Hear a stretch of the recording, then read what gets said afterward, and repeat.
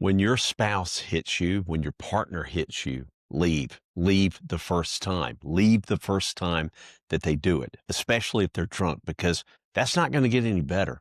That's just going to continue. I got a message from a lady yesterday. She and her husband, they've only been married for 4 months. He gets drunk once a month, comes home, gets violent with her, hits her, abuses her. And thank God she said no more and she left. But now she feels bad. She feels guilty because she loves him and she misses him, right? And that's understandable. But she's asking me, should she go back? Because he's coming back, he's crying, he's promising that he's going to go to the doctor, he's going to go to AA, he's going to do all this stuff. And my advice to her is let him prove it to you, because people will bullshit you into anything. They will lie to you and say anything that's going to make you believe them just so that they can come back. That's simple. Happens all the time. People make false promises to make the other party feel good, to give them one more chance, to make them feel better. But that's very seldom the case. And my advice to her is let him prove it to you that he's clean, that he's sober. Because the more that I talked to this lady, it wasn't just the first 4 months they were married. It's a pattern that had gone on for the couple of years that they were dating. She never should have married him to begin with, but she did. But thankfully, she had the sense to pack up her stuff and go. And thankfully, they don't have any children. So that made that a lot easier. Feel guilty about it? Yeah. It's you love someone. It's very easy. It's very understandable to feel sorry for them, to feel bad, to feel guilty. But at the end of the day, if you are not looking out for you, if you're not looking out for your own well-being, if you're not looking out for number one, no one else is going to do it for you. No one is. I see this every day from people, particularly women. The husband goes through a pattern where they get drunk, they come home, they call them all kinds of nasty names, and they may hit them. They may throw things around the house. And the more you stay, the more you're going to tolerate it, the more that's going to say to them, well, it's okay. I'll get drunk. I'll say whatever the hell I want. And yeah, she's going to forgive me anyway. And particularly, I have people that are very devout Christians, and the drunk will actually weaponize the Christianity against them, saying, well, you got to forgive me. Otherwise, you're going to go to hell. Oh, no, we can't get divorced because your Bible says that you'll go to hell if we do. You can't do that. And they throw all this guilt on them. They throw all this shame on them, weaponizing their religion against them. It's the shittiest thing anyone could ever do, because it's not that these people really believe in what their beliefs are. They're just using it conveniently to get what they want. And that's gaslighting, manipulation 101. And the first time they do that, they leave. And let's go back to the Bible. If you look at what people say for sickness or health, for better or worse, for richer or poor, I understand that's nowhere in the Bible. Nowhere. That was actually some vows that was made up by some priest, some monk back in the 1500s, meaning somebody made it up. I'm no Bible scholar, but it talks about adultery. Adultery, that could be with another person, right?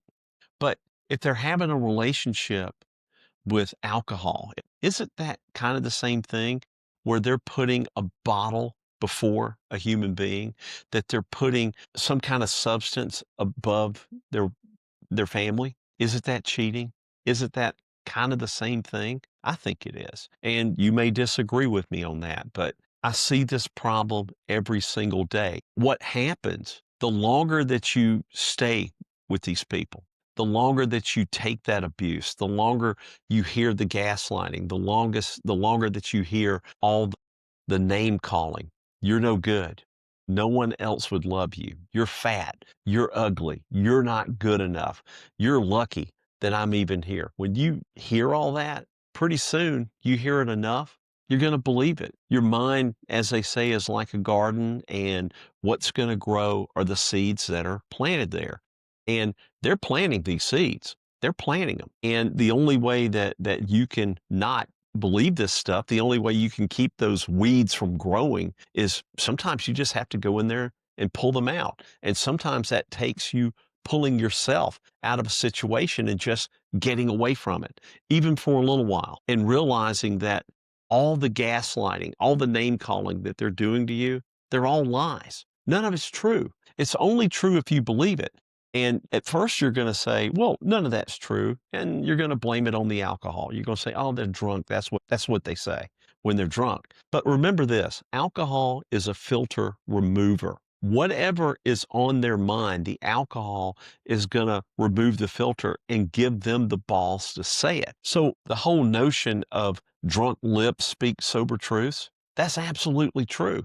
The alcohol takes away their inhibitions to hold back and tells you what they really think. So if you're seeing the gaslighting, if you're seeing the verbal abuse, if you're seeing the violence, and I hope you're not, but a lot of you are. And if you are, that's how they really feel. There's frustration somewhere, and you may not be the origin of those frustrations, but you're the punching bag that's the easiest target to hit to solve whatever pain it is that they're having. It could be something at work. It could be something about money. It could be someone else they're cheating on you with. It could be any of that. But you're the low-hanging fruit to get beat on, to get abused, to get name called. There's no reason for you to stay there. There's no reason for you to put yourself in that position day after day, night after night. I want you to think about this. If you're watching a movie and you're seeing someone who's going through all this abuse,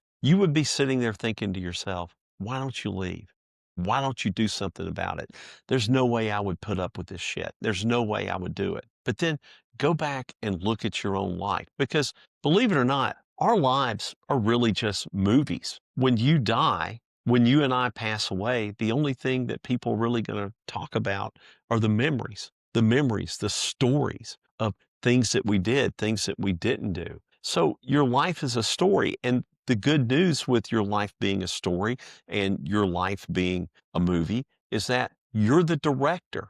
You're the writer of your own book. You're the producer of your own movie. So if you don't like what's going on, you've got the freedom just to rip the script up and change it anytime you want. Now, is it painful to do that? Yeah, it is. I've had to rip up the script many times in my life, and it was painful every time. But to get to any place that we want to be, we have to go through some pain, don't we? We have to endure some hardships to push through to get to what it is that we really want, to get to the life that we really want.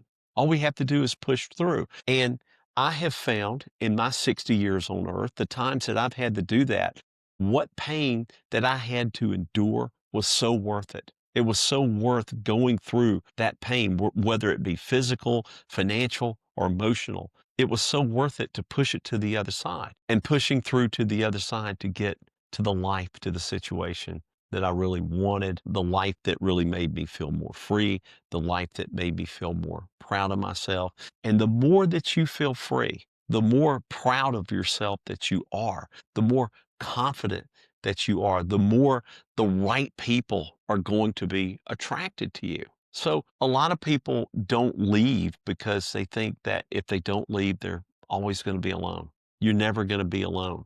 You'll never be alone. You have to go through the pain to change yourself, to rewrite your script, to rewrite your story so you're attracting the right kind of people. And that's what I did. Because if you don't rewrite your story, if you continue to put up with things like this, if you don't realize what your negotiables really are, well, even if you leave, you're going to loop and you're going to attract the same kind of person over and over again. Happens every day. You have to find what those patterns are. You have to break what those patterns are and get into a new pattern, get into a new environment. And once you do that, the right people, they're going to be attracted to you.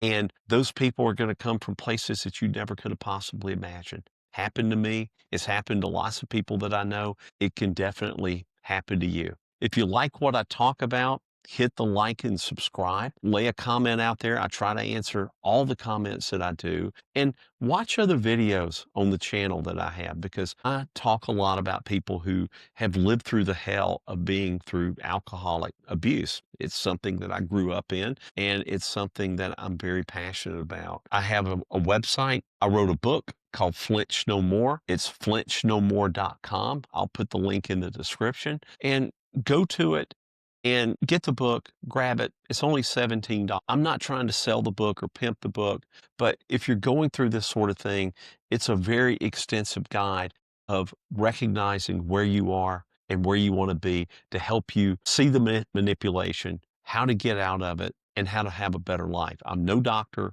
I'm no therapist. All I do is talk about the things that I did to improve my life, and I know that a lot of it will help you.